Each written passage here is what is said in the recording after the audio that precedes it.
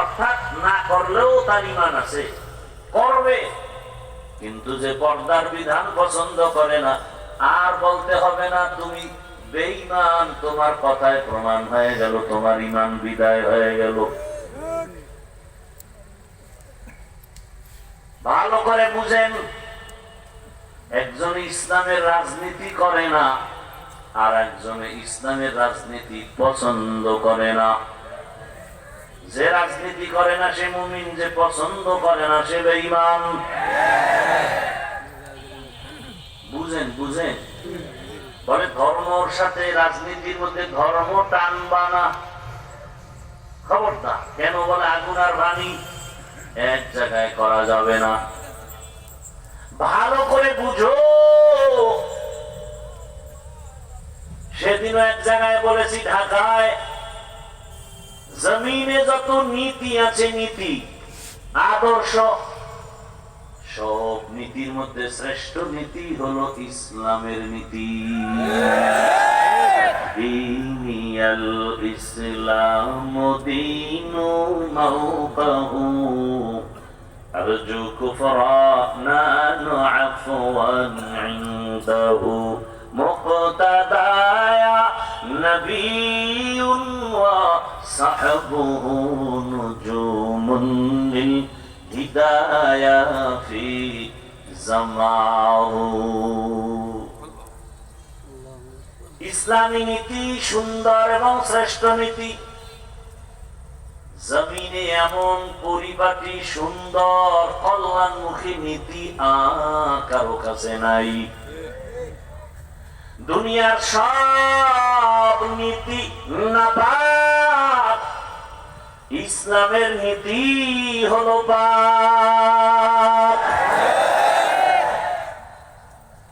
দুনিয়াতে যত নীতি আছে, পরিবার নীতি, সমাজ নীতি, রাষ্ট্রনীতি, অর্থনীতি, আছে না নাই?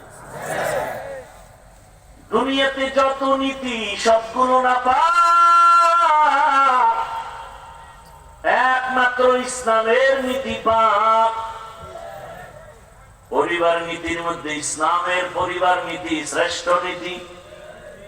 জমিনের মধ্যে সমাজ নীতি যত আছে, ইসলামের সমাজ নীতি শ্রেষ্ঠ নীতি।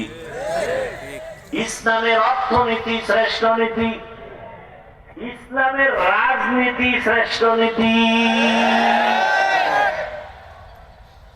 আমি ইসলামটা কোন দিক থেকে দুর্বল আছে?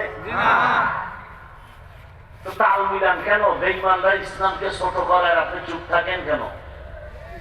আমার ইসলাম তো পাওয়ারফুল এবং পারফেক্ট। গোটা দুনিয়ার ভেতরে চ্যালেঞ্জ দেওয়ার মতো একটা ধর্মের নাম ইসলাম, যেখানে শান্তি আর কোন অশান্তি। ইসলাম বলে কারো সামনে দেখা হলে আগে সালাম। আগে কি? আগে হাত লাগাও। আগে ব্যবহার কি? হাতে, চোখে, কি কি? আসসালামু কাবলাল কালাম। সবার আগে জবানের আচরণ। সালাম দাও। সালাম মানে কি? সালাম মানে কি?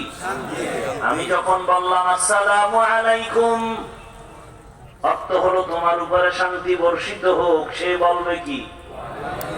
ওয়ালাইকুম আসসালাম, তোমার উপরে শান্তি বর্ষিত হোক। দুদিক থেকে যখন শান্তির দোয়া চলবে, মাঝখানে আর অশান্তি আসার সুযোগ নাই। এর নাম কি? ইসলাম। ইসলাম বলে, ও বড়রা ছোটদেরকে মায়ার নজরে দেখো, ও ছোটরা বড়দেরকে শ্রদ্ধার নজরে দেখো। দুনিয়ার সব বড়রা যদি ছোটদের মায়ার নজরে দেখেন, জীবনে বড়রা ছোটদের উপরে জুলুম করবে না। ছোটরা যদি বড়দের দিকে শ্রদ্ধার নজরে তাকায়, কোনদিন ছোটরা বড়দের সাথে বেয়াদবি করবে না। বুঝেননি? বড়রা ছোটর উপরে মায়া থাকলে জুলুম করবে না, ছোটরা বড়দের উপরে ভক্তি থাকলে বেয়াদবি করবে না। এ শিক্ষা কে দেয়? ইসলাম। কে দেয়? ইসলাম। লিকুল্লি শাইইন যিনাতুন ফিল ওয়ারা ওয়া যিনাতুল মারই তামামুল আদাবি আজ খোদা খা में तौफीक आदब बे अदब महरूम गातज फजले राव।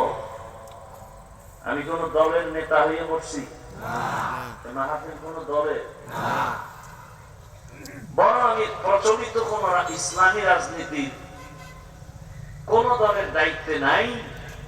বাকি আমি কথা বলতেছি আমার জীবনের মূল জায়গা ইসলামকে শ্রদ্ধার সাথে রেখে এরপরে কথা বলতেছি।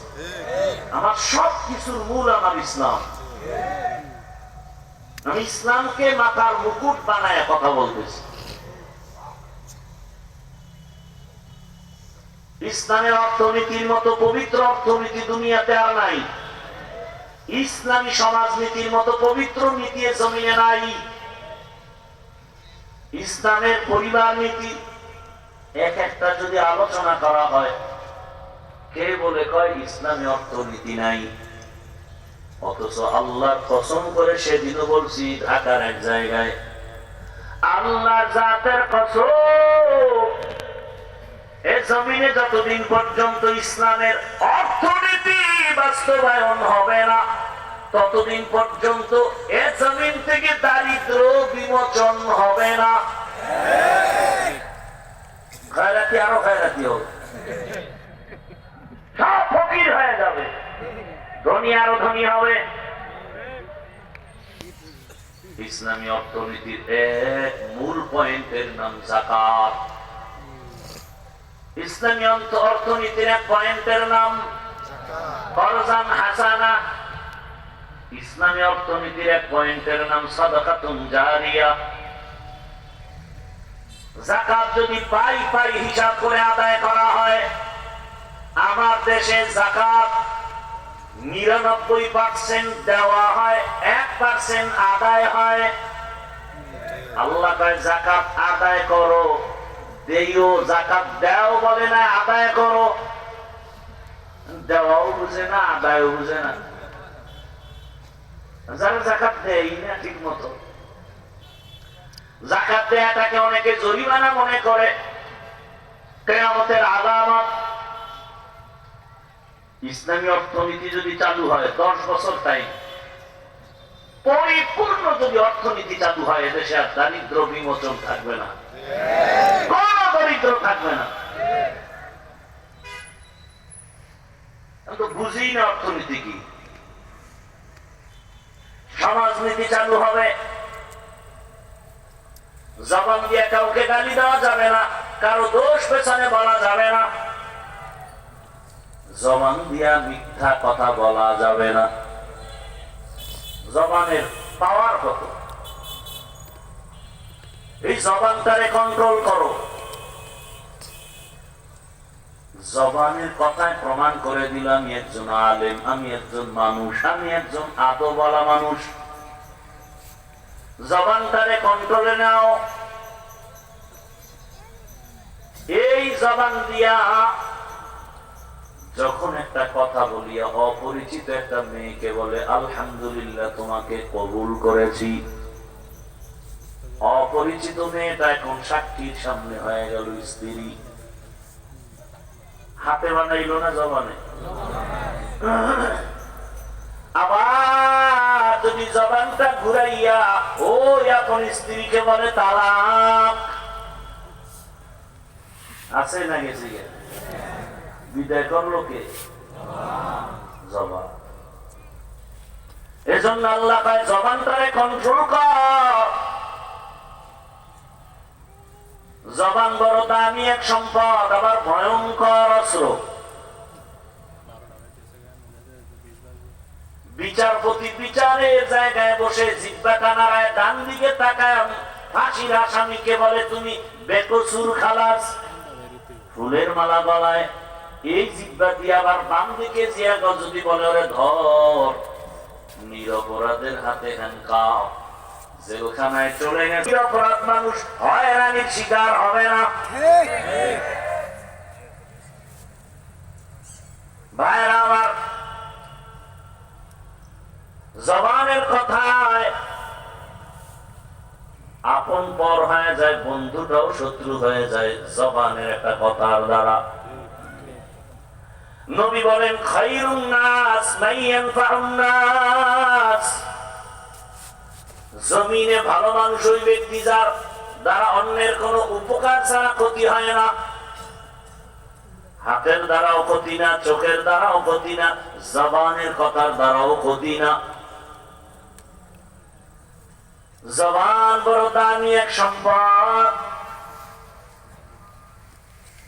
এই একটা জবানের কথা আমাকে কত উপরে উঠায় দেয়, আবার এই জবানের কথার দ্বারা মানুষ হিরো থেকে জিরো হয়ে যায়। জবানের কথা আবার দেখো এটা কত বড় নিয়ামত। দুনিয়াতে আসার পরে জিহ্বা নামের মেশিনটা নাড়ায় নাড়ায় নাড়ায় কত হাজার কোটি কোটি কথা সাপ্লাই হলো। গাল ব্যথা করে, ঠোঁট ব্যথা করে, কপাল ব্যথা করে, কোনদিন জিহ্বা ব্যথা করে না। কেমন এক নিয়ামত আল্লাহ দান করেছেন। এত কথা, এত কথা। মেশিন চলে, মাই কথা বলা হয়, মেশিনে আমার কথা মাউথ থেকে টেনে নিয়ে হর্ন থেকে ইউনিটের মাধ্যমে বের করে। মেশিনটা বাতাস দিতেছে, ফ্যান দিয়ে গরম হয়ে গেলে না জানি আবার দীর্ঘ টাইমে আগুন লেগে যায়। কিন্তু জিহ্বা নামের মেশিন এত বছর পর্যন্ত যে চলতেছে চলতেছে চলতেছে, হাজার লাখ কোটি কথা সাপ্লাই হয়। এই মেশিনটা কে ঠান্ডা করে, কে তেল পেট্রোল অকটেন কে দিল? কোনদিন জিহ্বা ব্যথা করে না। এই জিহ্বা ঘুমের মধ্যেও চলে, ঘুমের মধ্যেও চলে। এমন জিহ্বার আওয়াজ, এত সুন্দর একটা মেশিন কে দিছে খুঁজো, খুঁজা খুঁজা বের করার চেষ্টা করো তিনি কে। খোঁজার পরে দেখবা তিনি আর কেউ না, তিনি আমার দয়ার মালিক, আমার আল্লাহ। ইয়া ইলাহি তু মেরা মাবুদ হে, ইয়া ইলাহি তু মেরা মাশুক হে। কিছুক্ষণ বসবেন তো নাকি? আপনি বয়ান নিতে চাইলে আমি দিব না, জোর করে দেওয়ার কি আছে? বুঝেন না কথা? আপনি চাইলে আমি কষ্ট করেও করতে পারি, আর আপনার চাওয়ার উপরে আল্লাহ আমাকে দিবেন। এখানে বক্তার কোনো মাস্তানিতে ওয়াজ হয় না, আওয়াজ হয়, আওয়াজ। বক্তার বাহাদুরিতে কি হয়? আওয়াজ হয়, ওয়াজ হয় না। বলে ওয়াজ আর আওয়াজ মানে, বলে ওয়াজ যখন শুরু হয়ে যাবে বক্তার, সেখানে দুইটা পুঁজি লাগবে, না হয় ওয়াজ হবে না আওয়াজ হবে। দুই পুঁজির, এক হলো আমার মালিকের ডাইরেক্ট রহমত, দ্বিতীয় হলো শ্রোতাদের অন্তরের আকর্ষণ আর মহাব্বত। আপনাদের আকর্ষণ চুম্বকের মতো আমার কথা টানবে। এলেম আমলের বাহাদুরিতে আওয়াজ হবে, ওয়াজ হবে না। যখন ইখলাস দিয়া যখন চুম্বকের মতো কথা টানবে, আর আলোচক যখন ইখলাস নিয়ে কথা বলবে, তখন দিলের মধ্যে গিয়ে যখন আসর শুরু হয়ে যাবে, অ্যাকশন শুরু হবে। ঠান্ডা মানুষটা হঠাৎ করে দেখা যাবে চোখের কোঠায় পানি হাজির, কান্না শুরু হয়ে যাবে। বেতের বাড়ি দিলে কান্না আসে না, কোরআনের আঘাত আর আঘাত। অপারেশন চলে তো কোরআনের বাগানে, হৃদয়ের মাঝে অপারেশন, আল্লাহর মহাব্বতে অপারেশন চলে।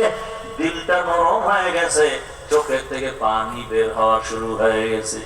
যেই মানুষটা বেতের বাড়িতেও কাঁদে না, কোরআনের বাগানে বসে কান্না করে, গুনাহগার গুনার কথা স্মরণ করে তওবা করে, হে মালিক জীবনে তো গুনাহ কম করি নাই, হাতের গুনাহ, চোখের গুনাহ, জবানের গুনাহ আজকে থেকে তৈরি হয়ে গেলাম, আর গুনাহ করব না।